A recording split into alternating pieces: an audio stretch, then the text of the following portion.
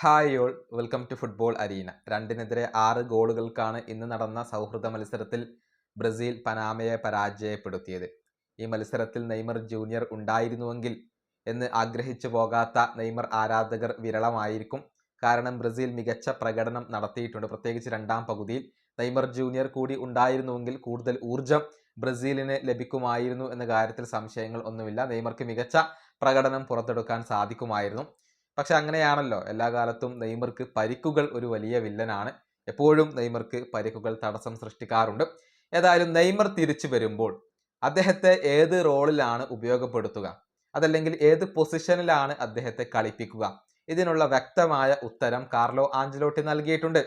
അതായത് നെയ്മറെ വെച്ചുകൊണ്ട് അദ്ദേഹം പരീക്ഷണങ്ങൾ ഒന്നും നടത്തില്ല. വിങ്ങർ ആയിക്കൊണ്ട് നെയ്മറെ കളിപ്പിക്കില്ല.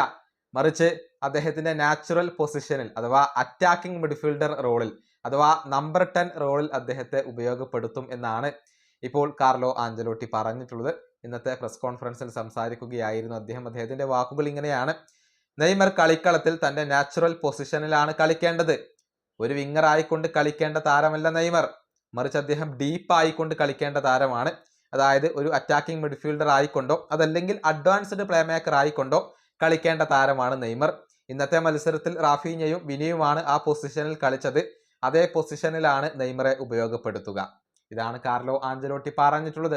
അതായത് നെയ്മറെ വിങ്ങർ ആയിക്കൊണ്ട് ഉപയോഗപ്പെടുത്താനോ അതല്ലെങ്കിൽ സെൻട്രൽ സ്ട്രൈക്കർ ആയിക്കൊണ്ട് ഉപയോഗപ്പെടുത്താനോ ആഞ്ചലോട്ടി ഉദ്ദേശിക്കുന്നില്ല. മറിച്ച് നെയ്മറുടെ ആ ഒരു നാച്ചുറൽ പൊസിഷനിലായിരിക്കും അദ്ദേഹത്തെ ഉപയോഗപ്പെടുത്തുക എന്നാണ് ആഞ്ചലോട്ടി പറഞ്ഞിട്ടുള്ളത്. ഇന്ന് ആ പൊസിഷനിൽ വിനീഷ്യസ് ജൂനിയറും റാഫീഞ്ഞയുമാണ് കളിച്ചത് എന്നാണ് അദ്ദേഹത്തിന്റെ ഒരു നിരീക്ഷണം. പക്ഷേ റാഫീഞ്ഞക്ക് ഇന്നത്തെ മത്സരത്തിൽ പ്രതീക്ഷിച്ച പോലെ തിളങ്ങാൻ കഴിഞ്ഞിട്ടില്ല. എന്നാൽ വിനീഷ്യസ് ജൂനിയർ ഇന്നത്തെ മത്സരത്തിൽ മികച്ച പ്രകടനമാണ് നടത്തിയത്. ഈ വീഡിയോ അവസാനിപ്പിക്കുന്നു. അടുത്തൊരു വീഡിയോ കാണാം.